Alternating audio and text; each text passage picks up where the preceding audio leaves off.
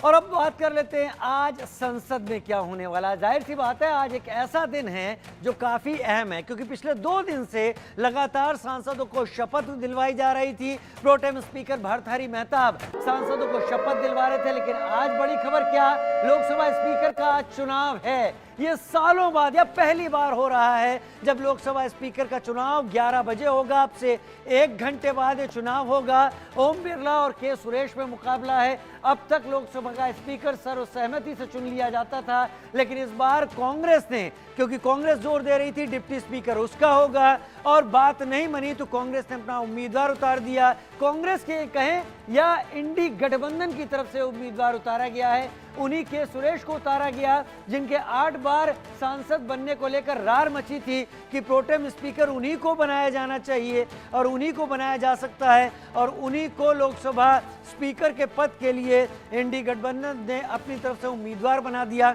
हालांकि आंकड़े बता रहे हैं कि यहाँ पर एक कंफर्टेबल विक्ट्री ओम बिरला के खाते में पहले से ही है, वो केवल समय की बात है। लेकिन कांग्रेस की जो उम्मीद है, वो कांग्रेस की उम्मीद यहाँ पर बहुत ज़्यादा इस चीज़ को लेकर है कि कितने लोगों को तोड़ सकती है। अगर ऐसा होता है तो सरकार की भी किरकिरी हो सकती है। लेकिन फिलहाल अब से 1 घंटे बाद लोकसभा स्पीकर का चुनाव है, और इस वक्त आप तस्वीरें लगातार देख लें जहां पर मैं अभी मौजूद हूं। मेरे साथ देखिए ओम बिरला कौन है। जी हां, एनडीए के उम्मीदवार, कोटा से सांसद हैं राजस्थान के।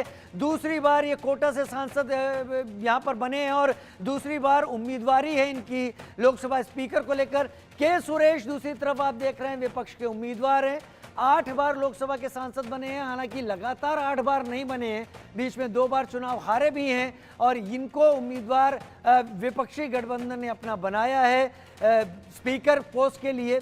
ये दोनों ही इस वक्त चुनाव मैदान में हैं। पहली बार चुनाव हो रहा है जहां तक बात लोकसभा स्पीकर के पद की कही जाए, और इसको देखते हुए ये बात अपने आप में खास इसीलिए हो जाती है कि इसके जरिए पक्ष और विपक्ष दोनों संसद में या खास तौर पर लोकसभा में अपनी ताकत को तौलना चाहेंगे। तो दोनों के बारे में जानिए। ये स्पीकर का चुनाव वोटिंग से हो रहा है, जैसा मैं लगातार बता रहा हूं, पहली बार ऐसा हो रहा है। जो आप देख रहे हैं एनडीए में ओम बिरला है, 1952-76 के बाद 2024 ये अब स्पीकर से चुनाव, और इंडिया से के सुरेश। घमासान रहा वोटिंग से स्पीकर का यहाँ पर चुनाव हो रहा है। यहाँ तलखी ये रही कि इन्होंने कहा कि 8 बार जीत चुके हैं और इन्हें प्रोटेम स्पीकर बनाया जाना चाहिए था, जो कि ये नहीं बने, भर्तृहरि मेहताब बनाए गए। और अब 1 घंटे बाद ये चुनाव की प्रक्रिया शुरू हो जाएगी और आज साफ हो जाएगा कि लोकसभा का स्पीकर कौन बनने जा रहा है। हमारे साथ खास मेहमान इस वक्त जुड़ रहे हैं ज़्यादा जानकारी के साथ। डॉक्टर अवधेश उपाध्याय हमारे साथ जुड़ रहे हैं, बीजेपी के नेता।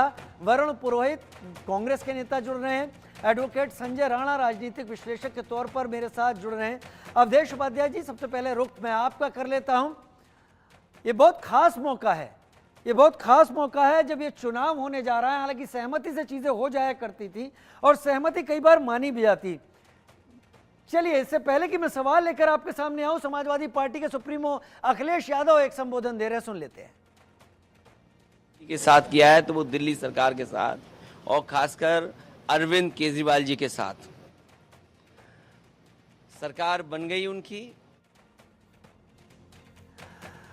आप सुन रहे थे अखिलेश यादव को, समाजवादी पार्टी सुप्रीमो, और मैं सीधे डॉक्टर अवधेश उपाध्याय जो कि बीजेपी से मेरे साथ जुड़े हुए हैं। डॉक्टर अवधेश, अच्छा, ये सभी कह रहे हैं, सभी कह भी रहे थे कि जो आपसी सहमति होती है लोकसभा स्पीकर पद के लिए, अगर वो आती तो एक संदेश अच्छा जाता है। ये सहमति बनी क्यों नहीं, कारण क्या रहे? देखिए राजीव जी, अगर हम बात करें जो लोकसभा स्पीकर की बात करें तो देखिए भारतीय संविधान के अनुच्छेद 93 के अनुसार लोकसभा स्पीकर की नियुक्ति होती है, और अब तक का रिकॉर्ड रहा है आजादी के बाद हमारे देश में कि सर्वसहमति से हमारे यहाँ लोकसभा स्पीकर का चुनाव होता है, नियुक्त किया जाता है। ठीक है, लेकिन दो वाक्य छोड़ दिए जाए, एक तो 1952 और एक 1976, उसके अलावा आज तक जो है लोकसभा स्पीकर की जो नियुक्ति हुई है वो सर्वसहमति से हुई है। ये केवल इंडिया अलायंस की जो है पूरी तरह से बौखलाहट है। अब आप देखिए, जिनका इंडिया अलायंस ने नाम दिया है, के सुरेश की जो बात कर रहे हैं, इन्हीं के इंडिया अलायंस के जो सहयोगी है ममता बनर्जी, वो कहते हैं कि मुझसे बिना पूछे इन्होंने नाम नॉमिनेट कर दिया। भाई, मुझे तो पता भी नहीं चीज का। दूसरे जो है एक इंडिया अलायंस के जो सहयोगी दिल्ली में चला रहे हैं सरकार अपनी, आम आदमी पार्टी सरकार, आम आदमी पार्टी के जो नेता हैं अरविंद केजरीवाल जी, वो कहते हैं भाई हमारा कोई अब गठबंधन नहीं है किसी के साथ, हम अपने अकेले ही चुनाव लड़ेंगे यहाँ पे। ये केवल राजीव जी केवल जो है लोकसभा ना चले, लोकसभा में जो देश के मुद्दे वो ना उठाए जाएं, लोकसभा में जो लोकसभा की जो व्यवस्था है, जो कानूनी संवैधानिक व्यवस्था है, उसको पूरी तरह से ठप किया जाए, ये मंशा लेकर जो है इंडिया अलायंस जो है ये पूरी तरह से वो तो आगे की बात है डॉक्टर अवधेश, वो तो आगे की बात है, संसद चलेगी तब क्या क्या होता है। मैं अभी की बात बोल रहा हूँ। रक्षा मंत्री राजनाथ सिंह के साथ कल बैठक हुई थी सबकी। ममता जी ने तो अभी बयान दिया है कि हमको पता नहीं था। अरविंद केजरीवाल जी तो विधानसभा चुनाव के लिए कह रहे हैं कि वहां कोई गठबंधन नहीं है, उन्हें अलग कर देते हैं। आपको क्या लगता है सहमति क्यों नहीं बन पाई?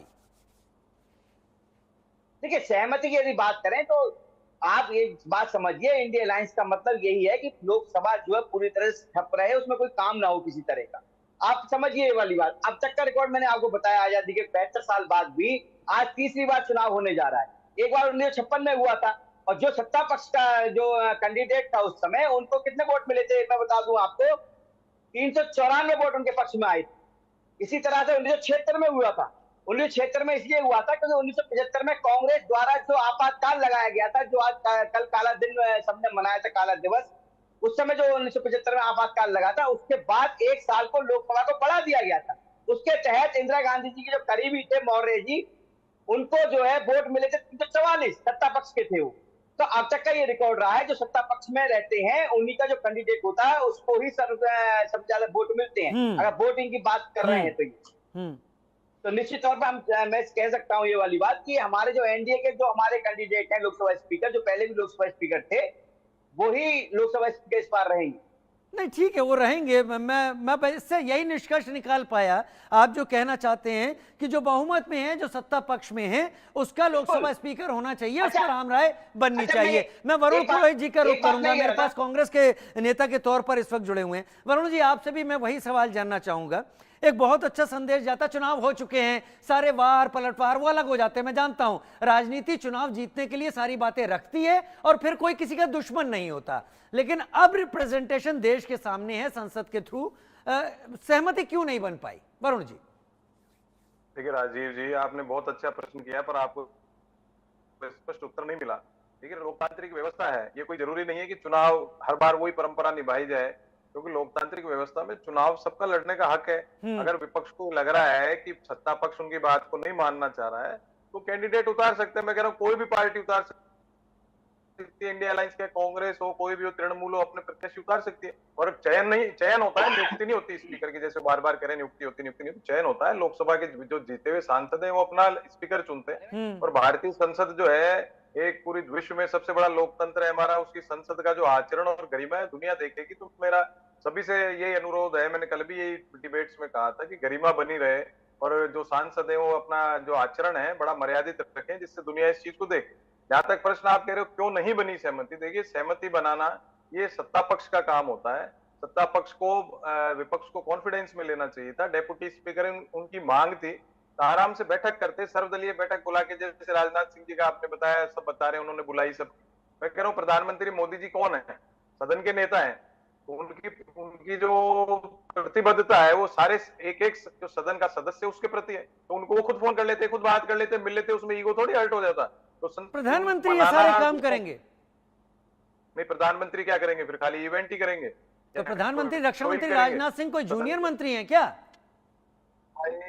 मैंने जूनियर, इतना बड़ा कद है रक्षा मंत्री राजनाथ सिंह का, इतना बड़ा कद है। खैर मैं आता हूं आपने एक बात स्पष्ट कर दी कि रार डिप्टी स्पीकर को लेकर थी, और वो रार अगर नहीं सेटल हुई तो उस पर अब चुनाव हो रहा है। एडवोकेट संजय राणा मेरे साथ जुड़े हुए हैं। एडवोकेट संजय राणा, मेरे दर्शक सारी चीजों को समझ रहे हैं और मैं टू द पॉइंट बात पूछूंगा। अब तक मैंने घुमा फिरा के कोई बात नहीं पूछी।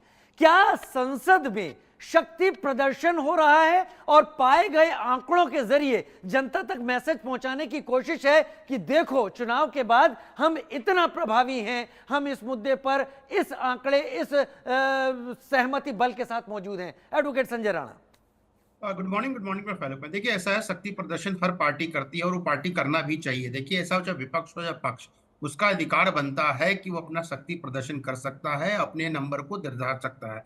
जहां तक सहमति बनानी और ना बनाने की मुद्दा है, वो डिपेंड करता है पक्ष और विपक्ष पे। मान लीजिए पक्ष ने ओम बिरला जी को चयनित किया है और उन्होंने अपना कैंडिडेट बनाया है, तो विपक्ष को भी एक अधिकार मिलता है। देखिए ऐसा है कोई नॉमिनेटेड नहीं होता, बकायदा इलेक्शन प्रोसेस है, नंबर है। देखिए नंबर के अगर गणित से जाएंगे तो बिल्कुल नंबर तो एनडीए के पक्ष में है, और जो विपक्ष है, जो इंडिया अलायंस है, उसके पास आज नंबर नहीं है, लेकिन उनको ये अधिकार तो है कि अपना कैंडिडेट खड़ा कर सकते हैं। जीत और हार दूसरा होता है। और नो डाउट जब से चुनाव हुए, जब से रिजल्ट आया है, तो उत्साह जो है विपक्ष पार्टियों में वो बना हुआ है, और उत्साह को कम नहीं होने देना चाहते। देखिए उत्साह किसी भी तरफ हो या किसी भी तरीके का हो, तो उत्साह बने रखना चाहिए। देखिए जहां तक समन्वय बनाने की कोशिश है, समन्वय बनाने की कोशिश की गई। अगर नहीं होता है तो ऐसा कुछ नहीं है कि अगर स्पीकर आपका, तो डिप्टी स्पीकर विपक्ष को, ऐसा कोई कानून नहीं बोलता, और किसी भी तरह से कोई भी चीज ऐसा है नहीं। अगर ऐसा होता तो प्रदेश में कई सरकारें हैं विपक्षियों की, वहां पे डिप्टी स्पीकर विपक्ष का नहीं है। और आपको एक जान के हैरानी होगी कि अटल बिहारी वाजपेयी 1998 में सिर्फ एक वोट से प्रधानमंत्री का पद और अपनी सरकार खो दिए थे। तो स्पीकर का जो पद होता है बहुत ही महत्वपूर्ण होता है, और उसमें एक ऐसा व्यक्ति होना चाहिए जो समन्वय बनाकर दोनों पार्टियों के बीच, यानी विपक्ष और विपक्ष के बीच समन्वय बना के चल सके, और कार जो है उसको अच्छी तरह सुचारू रूप से चला सके। नो डाउट ओम बिरला जी के लिए हो सकता है विपक्षियों के दिमाग में कुछ चीजें हो, या उनके संचय हो, उनको संचय रखना चाहिए। देखिए संचय जो होता है, चाहे व्यू पॉइंट होता है, चाहे विचार होते हैं, अपने अपने अलग अलग हो सकते हैं। हम 4 पैनलिस्ट हैं, आपको मिला के हम 5, अगर 4-5 लोग हैं, हम सबके विचार अलग हो सकते हैं हम एक विचारधारा के मान्य हो, लेकिन हमारे जो व्यू पॉइंट अलग अलग हो सकते हैं। तो उसी तरह विपक्ष भी कर रहा है। लेकिन गणित के आंकड़े से जाए तो हमें नहीं लगता है कि एनडीए को कहीं भी जीतने में कोई समस्या आने वाली है। और अभी तक का जो इतिहास रहा है, रिकॉर्ड रहा देश की आजादी के बाद से, जो भी पार्टी सत्ता में रहती उसका ही स्पीकर रहता है। लेकिन हाँ, नंबर से चुने जाते हैं। नंबर जिसके पास ज्यादा होगा उसको चुनने का अधिकार है, वही चुना जाएगा। तो हमें नहीं लगता है कि इसमें कोई इफ एंड बट है। लेकिन हाँ, सबको अधिकार है और अपना अपना मोमेंटम बनाए रखने की। आप समझिए विपक्ष को 10 साल से विपक्ष में है, तो मोमेंटम बनाना ही उनके कार्यकर्ताओं में उत्साह भरने का एक जरिया बचा हुआ है। अभी उत्तर प्रदेश के 2 साल बाद चुनाव आने वाले हैं, हरियाणा में चुनाव होने वाला है, और भाई कई महाराष्ट्र में चुनाव होने वाला है, छत्तीसगढ़ में, सॉरी झारखंड में चुनाव होने वाला है। तो कई राज्य चुनाव होने वाले हैं, और इस तरह के मोमेंटम बनाए रखना पार्टियों के लिए बहुत जी, मोमेंटम बनाए रखना पार्टियों के लिए बहुत जरूरी है। लेकिन एक बात आपने बहुत अच्छी कही। मैं डॉक्टर अवधेश उपाध्याय का ही रुख करूंगा। डॉक्टर अवधेश उपाध्याय बड़ी देर से उंगली उठा रहे हैं, मैं आपके ही पास रहा था।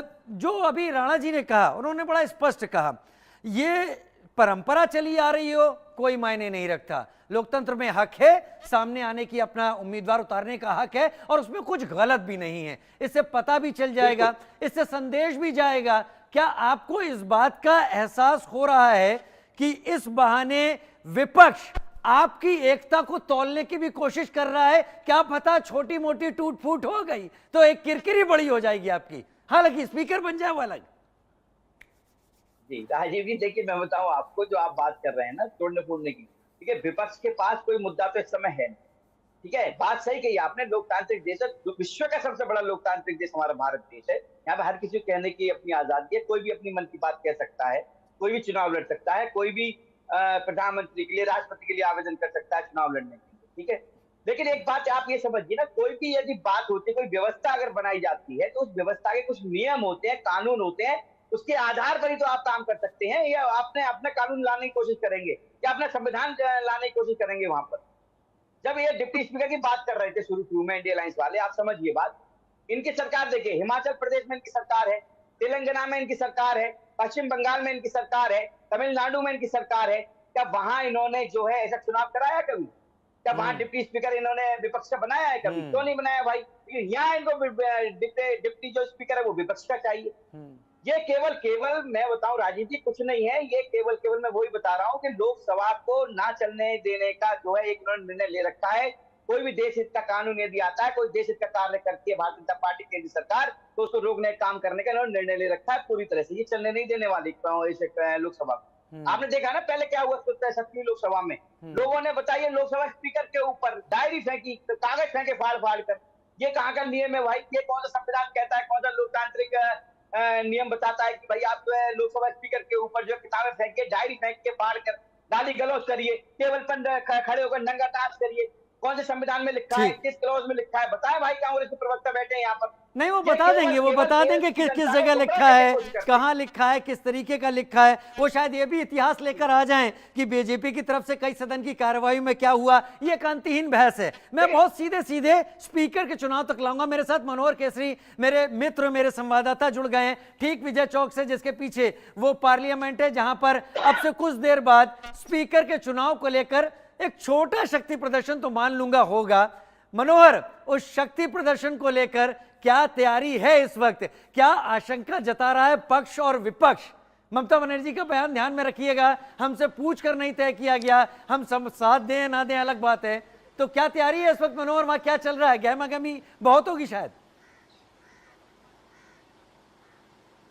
देखिए, बिल्कुल संसद के साथ साथ संसद के बाहर भी गहमा गहमी चल रही है। बीजेपी के अलग अलग राज्यों के सांसदों और केंद्रीय मंत्रियों के घरों पर बैठक चल रही है। उन्हें लोकसभा की वोटिंग पैटर्न को बताया जा रहा है। कई ऐसे नए सांसद भी हैं जिन्हें इसकी जानकारी नहीं, किस तरह से वोटिंग होती है, किस तरह से अगर आप वोट करते हैं तो कहीं गलती से क्रॉस वोटिंग ना हो जाए या आपका वोट जो है इनवैलिड ना हो जाए। इन सब, जैसे कि मैं बता दूं, ललन सिंह जो केंद्रीय मंत्री हैं और जेडीयू के सांसद हैं, उनके घर पर बीजेपी के तमाम एनडीए के सांसदों की बैठक चल रही है। पंकज चौधरी जो केंद्रीय मंत्री हैं, उनके घर पर यूपी के सांसदों की बैठक चल रही है। गजेंद्र सिंह शेखावत, उनके घर पर राजस्थान के सांसदों की बैठक जारी है, जिनमें वो सारी चीजें प्रोसीजर्स जो है वोटिंग के दौरान जो लोकसभा में होती है उनके बारे में बताया जा रहा है। जहां तक संसद का सवाल है, लोकसभा का सवाल है, वहां पर सुबह 11 बजे प्रधानमंत्री जो है सो मोशन मूव करेंगे और उसके बाद अलग अलग सांसदों को मोशन दिया गया है।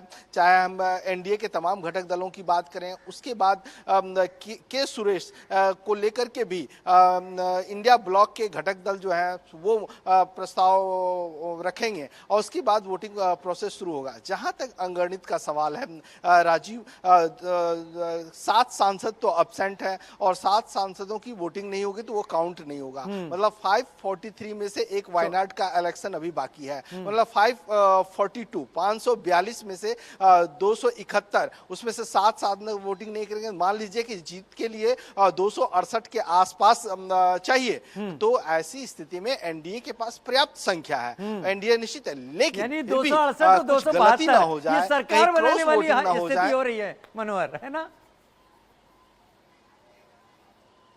बिल्कुल बिल्कुल सही कह रहे हैं आप। अब बताएं बताएं विस्तार से, मैंने अपनी बात रखी थी, बस बताएं।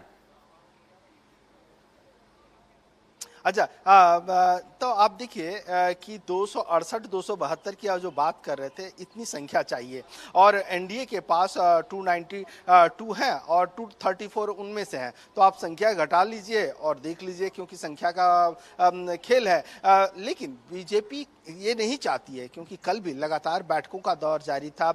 अमित शाह एनडीए घटक दलों के साथ संसद में बैठक की थी और उन्होंने चर्चा भी की थी इसे लेकर के कि किस तरह से किया जाए। वहीं अगर आप देखेंगे, खरगे के घर में कल इंडिया ब्लॉक की बैठक हुई थी। टीएमसी जो के सुरेश के नॉमिनेशन पेपर पे साइन नहीं किया था किसी सांसदों ने, कल जब शाम में अभिषेक बनर्जी से हमारी बातचीत हो रही थी तो उन्होंने कहा कि बैठक में जाएंगे। तो बैठक में 2 नेता गए भी थे, सौगत राय और कल्याण बनर्जी, वो दोनों इंडिया ब्लॉक की बैठक में गए थे, उन्होंने अपना समर्थन दिया। लेकिन अब आप देखिए, इंडिया ब्लॉक के लोगों को बीजेडी का भी समर्थन मिल सकता है, वाईएसआर की ओर से भी ओम बिरला को समर्थन मिल रहा है। मतलब जीत सुनिश्चित है। ये आपने बड़ी बात कही। यहाँ पर ममता बनर्जी का जो बयान आया है उससे इतर अगर वो गठबंधन में बैठक में शामिल हो रहे हैं, समझा जा सकता है समर्थन होगा। और बीजेडी भी अब सरकार के खिलाफ है, तो बीजेडी क्या उसमें अपना ऐड ऑन कर सकती है? लेकिन मेरे दर्शकों को समझाइए, मेरे साथ जितने लोग इस वक्त जुड़े हुए हैं,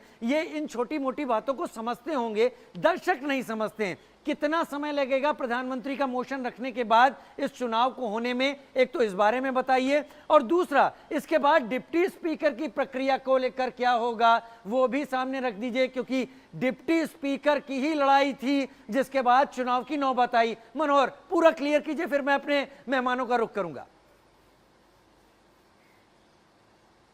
हाँ देखिए, बिल्कुल डिप्टी स्पीकर का मामला तो अब दरकिनार हो गया है, क्योंकि आमने सामने की लड़ाई स्पीकर को लेकर के है। क्योंकि कल जब लगातार बैठकों का दौर जारी हुआ था तो केसी वेणुगोपाल राजनाथ सिंह से मिलने के लिए गए थे। वहाँ चर्चा थी कि डिप्टी स्पीकर के लेकर के बात फाइनल हो जाएगी, लेकिन खबर आई कि के सुरेश ने नॉमिनेशन फाइल कर दिया, ओम बिरला ने नॉमिनेशन फाइल कर दिया। अब आज की बात करें, जब आज 11 बजे मोशन इसे लेकर के मूव किया जाएगा तो लगभग एक दर्जन से ज़्यादा सांसद और केंद्रीय मंत्री जो हैं इंडिया एनडीए घटक दल के 11 से 12 हैं जो मोशन को रखेंगे, प्रस्ताव को पास करेंगे। और वहीं अगर हम इंडिया ब्लॉक की बात करें तो 2 से 3 सांसद के सुरेश को रखेंगे। उसके बाद प्रोसेस शुरू होगा, स्पीकर्स भी इसे लेकर के बोलेंगे। वहीं ओम बिरला, देखिए ओम बिरला 2 बार से सांसद हैं, कंटिन्यू 2014 में भी जीते थे, 2019 में भी जीते और अब भी जीते, 3 बार से सांसद हैं, लगातार 3 बार विधायक भी रहे। लेकिन उन्होंने 2019 में जो प्रोडक्टिविटी लोकसभा में दी, जिस प्रकार से लोकसभा को चलाया, और आप देखिए ये जो हमारे पीछे आप राजीव देख रहे हैं ना, ये नया संसद भवन है। इन्हीं के कार्यकाल में ये संसद भवन की शुरुआत हुई है। हमने देखा किस तरह से पुरानी परंपराएं और किस तरह से प्रधानमंत्री नरेंद्र मोदी पुराने संसद से नए संसद में आए थे और तमाम सांसदों को फॉलो करते आए थे। तो ओम बिरला की अगुवाई में ही ये सारी चीजें देखने को मिली। 167% प्रोडक्टिविटी कोरोना काल के दौरान देखना जो सबसे ज्यादा है वो भी देखने को मिला। तो ये सारी उपलब्धियां हैं ओम बिरला की। और याद होगा कि प्रधानमंत्री नरेंद्र मोदी ने भी कई बार उनकी तारीफ भी की है। हालांकि मजाकिये लहजे में भी उन्होंने कहा कि आप जो है बहुत अच्छा मनोहर, ठीक है, प्रधानमंत्री तो ओम बिरला जी की तारीफ करेंगे। ओम बिरला जी का कार्यकाल कैसा रहा, इस सब को लेकर पक्ष और विपक्ष की अपनी राय है। 130 सांसदों के निलंबन को विपक्ष उठाता रहा है ओम बिरला जी के द्वारा, ये बातें भी चलती रही हैं। लेकिन टूट फूट की आशंका कितनी है? कहीं कोई चटक, कहीं कोई टुकड़ा अलग जा सकता है जो आंकड़ों में, नंबर में फर्क डाल देगा। मैं प्रोफेसर संजय राणा का इसके बाद रुख करूंगा संजय जी का, क्या कुछ आंकड़ों में फर्क डाल सकता है? जल्दी बताइए जरा। एक मिनट रुकिए, मैं चिराग पासवान का रुख कर लेता हूं। चिराग पासवान इस वक्त कुछ कह रहे हैं। सत्ता पक्ष हो विपक्ष हो सबके होते हैं, ऐसे में सर्वसहमति से इनका चुनाव होना चाहिए, ऐसी एक परंपरा रही है।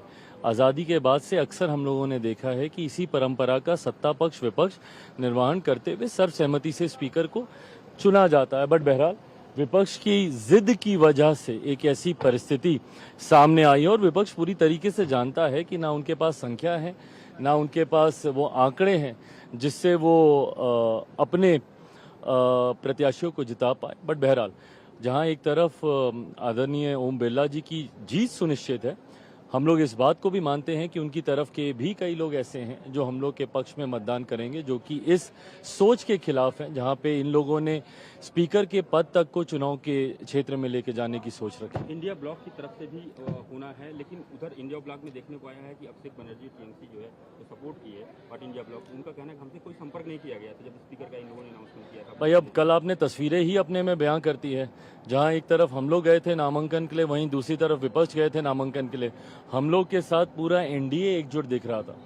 उन तस्वीरों में जो तथाकथित इंडिया अलायंस है, उसमें उस अलायंस के बड़े नेताओं को तो हम लोगों ने कम से कम सामने नहीं देखा। अच्छा, एक और लास्ट क्वेश्चन है कि जिस तरह से बीजेपी के एमपी बहुत सारे जब शपथ लिए थे उसमें हिंदू राष्ट्र का संबोधन किया गया, जो कंट्रोवर्सी बना हुआ। देखिए, शपथ के वक्त मैं नहीं मानता कि किसी भी तरीके के जयकारे लगाना, किसी भी तरीके की बातों को रखना, शपथ की एक अपनी गरिमा होती है, उसको निभाया जाना चाहिए। चिराग पासवान शपथ की बात कर रहे हैं, लेकिन चिराग पासवान ने भी वही बात कह दी मनोहर जो मैं आपसे पूछ रहा था। उन्होंने कहा उनकी तरफ के भी कुछ लोग हैं जो अपनी विचारधारा को किनारे अलग रखेंगे और सामूहिक विचारधारा को अलग रखेंगे। मैंने वही जो सवाल आपसे पूछा उसी का इशारा चिराग पासवान दे रहे थे। मनोहर, टूट फूट। देखिए, बिल्कुल चिराग पासवान भी उनमें से एक हैं जो प्रस्ताव को रखेंगे राजीव। और सबसे बड़ी बात है कि क्रॉस वोटिंग की आशंका की वजह से ही सभी पार्टियों ने व्हीप जारी कर दिया है। कल सबसे पहले कांग्रेस ने व्हीप जारी किया कि उनके सांसद मौजूद हैं और इसीलिए कहीं क्रॉस वोटिंग ना हो, कहीं चलिए ठीक है, मैं समझ गया, क्रॉस वोटिंग ना हो, इसके सवाल उठ रहे हैं। प्रोफेसर संजय मेरे साथ इस वक्त जुड़े हुए हैं। संजय जी, अब हम बात करने लगे, चिराग पासवान ने भी उठा दिया कि उनकी तरफ से भी कुछ लोग ऐसे हैं जो विचारधाराओं को अलग रखकर वोट करेंगे।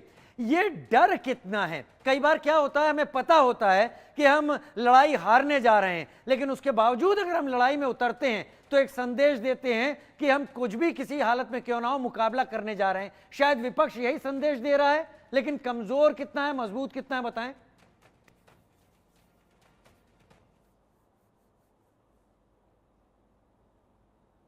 मनोज जी, क्वेश्चन मेरे से? जी हाँ, मेरा क्वेश्चन आपसे ही है। अच्छा अच्छा। देखिए, जहां तक अगर विपक्ष की बार बार चाहे वो जीत या हार, दोनों को अलग अलग तरीके से देखने की जरूरत होती है। अगर आदमी हार भी रहा है लेकिन साइकोलॉजिकल वॉर होता है, आदमी जीत और हार अपने दिमाग से करता है। आपको कई एग्जाम्पल दे सकते हो, इसमें 8,000 सैनिक 40,000 सैनिकों को मार दिए थे राणा प्रताप के जमाने में मुगलों को। तो ये कहना गलत होगा कि आप हार रहे हो या संख्या में कम हो तो आपको अपना मोरल डाउन कर लेना चाहिए, ऐसा नहीं है। अब आते हैं संख्या पे। देखिए, संख्या के हिसाब से जो इंडिया अलायंस है उसके पास तकरीबन 99 कांग्रेस और 135 उनके घटक दलों के पास है, जिसमें 29 ममता बनर्जी के लिए भी हैं। तो कुल मिला के 233 है। तो इसमें अगर आप इसमें कुछ ऐड भी कर दें, हम बीजेडी को ऐड कर दें, वाईएसआर को भी ऐड कर दें, सबको भी ऐड कर दें, तो भी 240 के ऊपर आंकड़े 16 जो एक्स्ट्रा हैं वो अगर सब जोड़ देते हैं तो भी 250 के आसपास पहुंचते हैं। लेकिन जब इंडिया अलायंस की हम बात करते हैं तो उनके पास ऑलरेडी एक 293 सीटें हैं। मैं रोक रहा हूं जरा इस वक्त, लेकिन हमारे ही स्पीकर जो हैं वो जीतेंगे। राहुल गांधी एलओपी उनको बनाया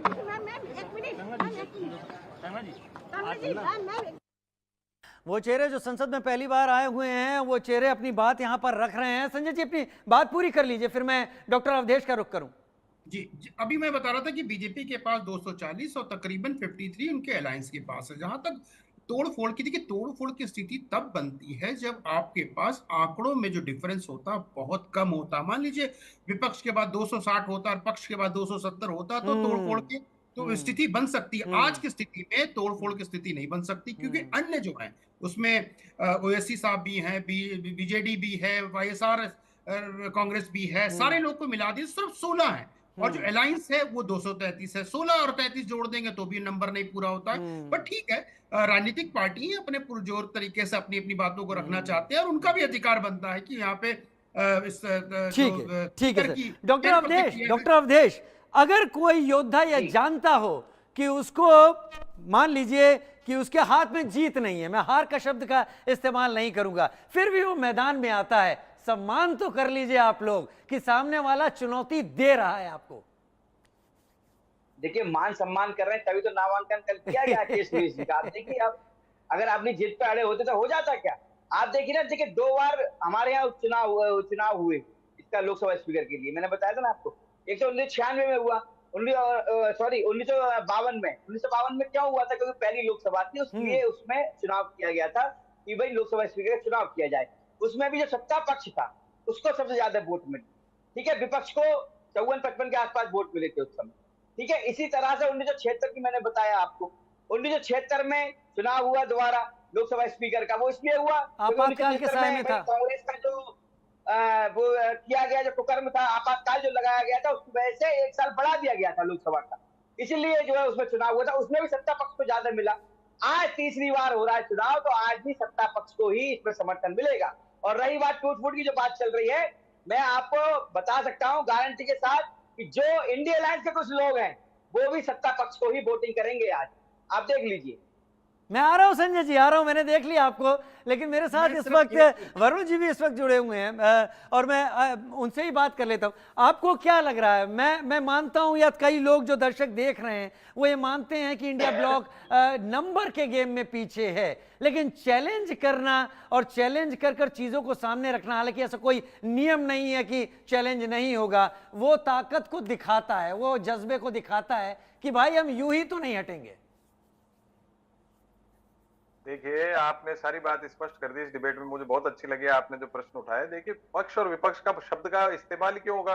अगर विपक्ष है ही नहीं, चुनाव लड़ेगा ही नहीं, तो फिर चुनाव या लोकतंत्र की व्यवस्था ही कहाँ से आएगी? ऐसी जो सोच अरे 10 मेरे साल भाई में हिमाचल में भी चुनाव करवा दीजिए एक बार। अरे भाई हिमाचल है, ये तेलंगाना है, लोकतंत्र, तमिलनाडु है, ये पश्चिम बंगाल है, लोकतंत्र नहीं है। बीच में नहीं कर्नाटक बोला है, इन यहाँ बात आप को चुनाव क्यों नहीं करवाते भाई? करिए, ऐसे यहाँ भी नहीं आप बात चुनाव करता करवाइए हूँ। स्पीकर के लिए। आपके दिल्ली में बोले ये कराइए आप। डॉक्टर दिल्ली में अवधेश, दोनों के दोनों उसमें नहीं, स्पीकर डॉक्टर दोनों अवधेश, को इसमें नहीं सपोर्ट किया बोला। ठीक है हमारी डॉक्टर पार्टी अवधेश, को। आप कराइए डॉक्टर ना। Awadhesh, point noted, point noted doctor Awadhesh. Varun ji आप पूरा कीजिए। मैंने कहा ना, इस प्रकार के लोग, मैंने जो बात आपके सामने आ गई थी चैनल पे, ये लोकतांत्रिक व्यवस्था मानते ही नहीं, इनकी मानसिकता ही नहीं, दूसरे की सुनेंगे।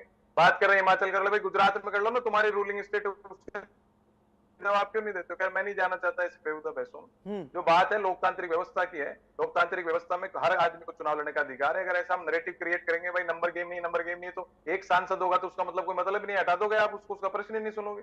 ये लोकतंत्र नहीं होता। ऐसे नैरेटिव पिछले 10 साल में जो क्रिएट किया जा रहा है कि विपक्ष ऐसे क्यों नहीं करता, विपक्ष ये नहीं करता, भाई इनके नरेशन से विपक्ष थोड़ी चलेगा, तो फिर विपक्ष ही खत्म कर दो।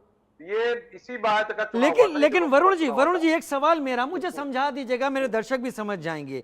जब नंबर गेम, आंकड़े, इनका ही खेल होता है लोकतंत्र में सत्ता पर आने के लिए, तो इस बात की तकरार किस बात पे थी कि डिप्टी स्पीकर बनाया ही जाना चाहिए? नंबर गेम है, नंबर में वो बन जाता